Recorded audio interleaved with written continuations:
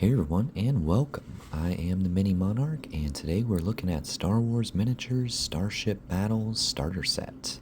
Really nice starter set here. We've got the Executor and Viscount. They are exclusive to this starter set. It's kind of an interesting one. They just released one booster for it. It's 60 ships.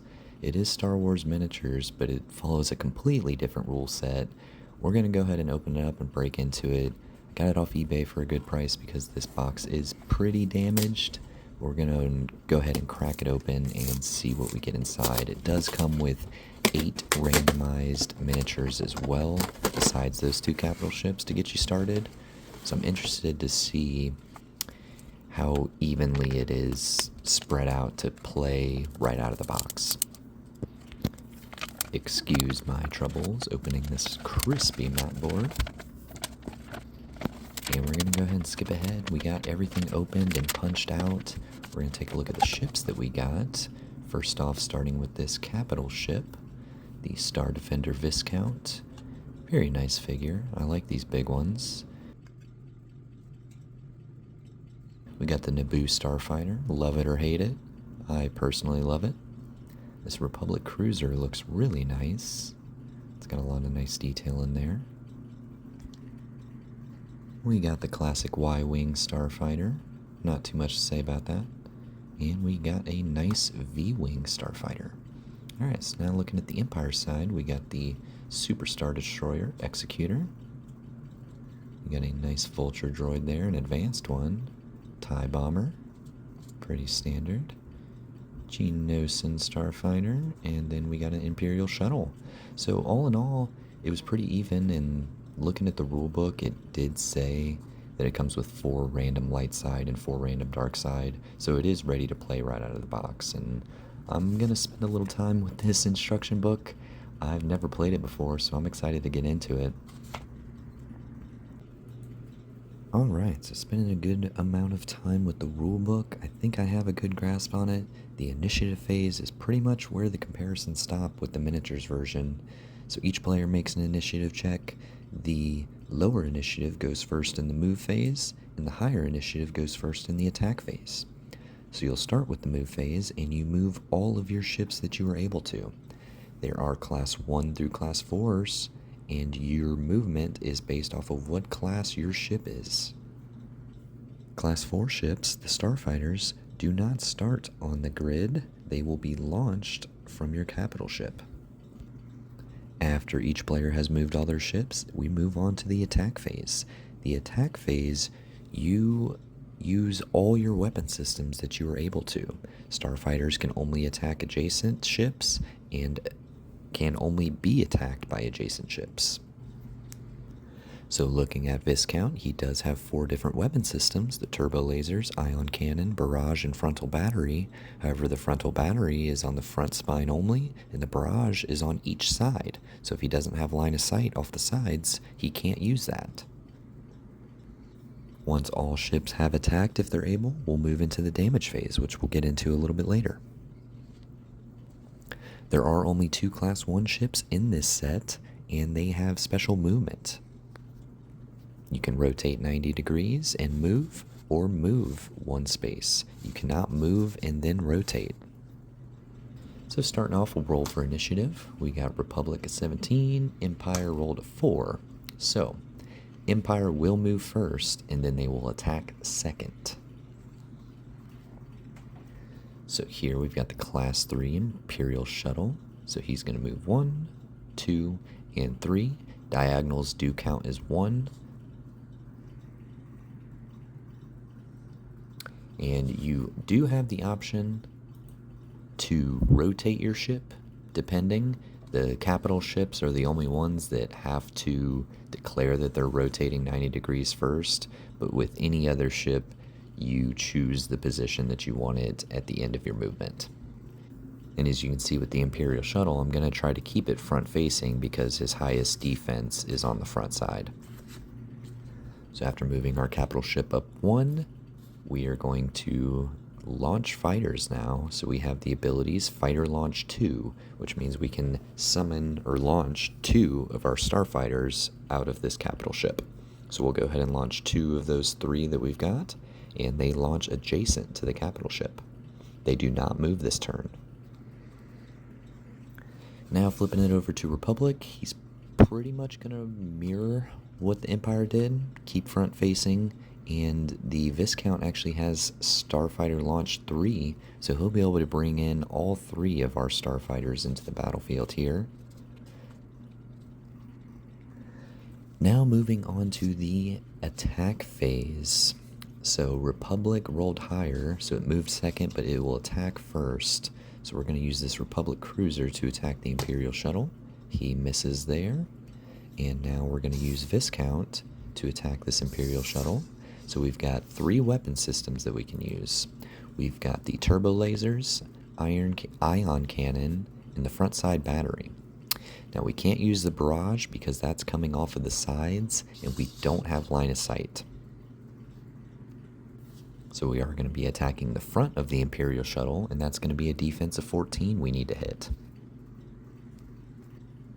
And we roll a nat 20 there. So that is going to add +1 damage. It's an automatic hit, and it adds +1 damage. We start from the top and go down. So Turbo Lasers was the one attacking, so it's going to do 5 damage to this. Now we'll talk about the damage phase after we finish attacking, but we have done enough damage to destroy this Imperial shuttle, so we're going to go ahead and leave it alone and use our remaining 2 weapon systems to try to hit their capital ship. And we roll a couple misses on that. So now moving over to the Empire side, he is going to get to attack. And he is going to mirror the same thing. So the Imperial shuttle is going to attack this Republic cruiser, because damage does not come into effect until after. He misses on that. And we're going to have Executor attack the Republic cruiser as well now. So bad luck for the Empire right now on these rolls. 2, a 3, and we are down to the frontal battery, which does score a hit with a 12. So it's going to do 3 damage. Alright, so now that both players have gone, all ships have moved, all ships have attacked, we are going to move into the damage phase. So every starship has a hull rating, as shown by there with the 3/3 on the Republic cruiser. So if the damage counters is equal to or greater to that top number, you will take them off. So we're going to trade in those 3 damage counters, and it's going to go to its damaged state on this backside. So it has a little bit lower defense on all sides, and now it only has 3 hull remaining until it's destroyed. With this Imperial shuttle, it's got a 3/2. So normally we would take 3 damage off to move to the damaged side, but you have 2 damage counters still left, so it's going to be automatically destroyed with damage of 5. But since damage is not calculated until after the attack phase, the Imperial shuttle did still have a chance to attack and retaliate. Continuing on this next turn, now that we have the Class 4 Starfighters in play, they're going to be able to move 4 spaces. And it doesn't matter the position that they're facing, as all starfighters have equal defense on all 4 sides, so it really doesn't matter which direction they are facing. So moving up, after all ships have moved, he's going to go ahead and bring in that Geonosian starfighter, and we're going to move on to the attack phase. So now, remember with starfighters, the Class 4 starfighters, they can't be attacked by non-adjacent ships, and they cannot attack unless it is an adjacent ship. So this Executor really just has one option, or 2 options really, to attack the Republic cruiser or to attack the capital ship. Which it will finally get a good roll and do 3 damage to this Republic cruiser, which will finish it off once we enter the damage phase. He will use his final weapon system, the frontal battery, to attack the capital ship on the Republic side, and scoring a hit. And looking at this Viscount, it has on his abilities the fighter launch or reduce damage dealt to the ship by 1, so I'm going to go ahead and do that. And entering the damage phase, we will eliminate that Republic cruiser. Now we're down to starfighters and capital ships only. Now with movement with starfighters, if they move next to any ship unless indicated by their abilities, they are forced to stop in that space. They cannot move past adjacent ships, which adds to some strategy when you're moving around the battlefield and trying to control it. So we got this TIE bomber moving forward, and even though he only moved 3 spaces, since he moved adjacent to the V-Wing, he has to stop and he cannot move any further. Moving the Geonosian fighter 4 spaces, and the Scarab droid up there only 3 as well, because he's going to be locked in a dogfight with the Naboo starfighter. Go ahead and bring this fighter over here to help with this dogfight, and moving up the capital ship, we will move into the damage phase, or rather the attack phase. The V-Wing will attack the TIE bomber and hit with a 13. So it's going to do 1 damage to destroy that TIE bomber, but remember, we don't calculate damage until the damage phase, so the TIE bomber is going to have a chance to retaliate at one of these ships. And since he's already taken 1 damage, there's really no point for the Y-Wing to attack.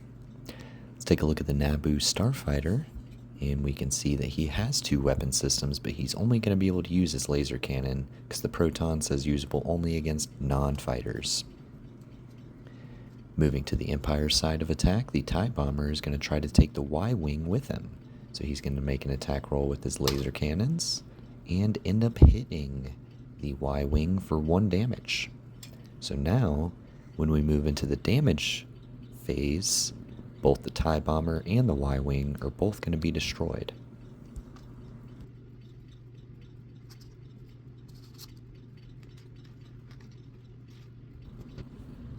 Now, hopping forward a couple turns, there's one last thing I want to talk about in these quick start rules, and that's going to be the PD that's listed on the capital ships, the Class 1 ships. You see there's a PD +3. That is personal defense.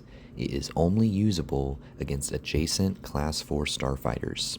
If there are adjacent Class 4 starfighters during the attack phase, it can make as many number of rolls equal to the starfighters as it needs with a +3 attack that does 1 damage. So since the Vulture droid and the Geonosian starfighter are adjacent to the Viscount, it will make 2 attack rolls with a +3 bonus to try to do 1 damage each, and it will hit both, which is a very powerful ability indeed. But let's take a look at what could have been. With Viscount sitting at 9 damage, if the capital ship Executor would have done 1 more damage to it and moved to its damaged side of its card, the PD is now reduced to 0. So there's a risk reward of moving in with your starfighters before you're really ready. And there you have it, guys. That is the quick start guide to Star Wars Miniatures Starship Battles. There's definitely a lot more stuff in here. You got the fleet commander options that gives different special abilities. Let me know what you guys think. If you want me to go into an advanced rule video, I certainly will. I have more ships that I've collected. I don't have a lot. I don't have all 60. But I do think, strategy-wise, it would be a lot more fun if I had some more starfighters to launch in the game, if there was bigger ships. I've got Millennium Falcon, Slave 1, using some more ship abilities. I think it could be interesting. Straight out of the box with the starter, it is a little dull, but these figures look amazing, and I think it's got some good game mechanics that was probably a precursor to X-Wing. So again, let me know what you guys think, and thank you so much for watching.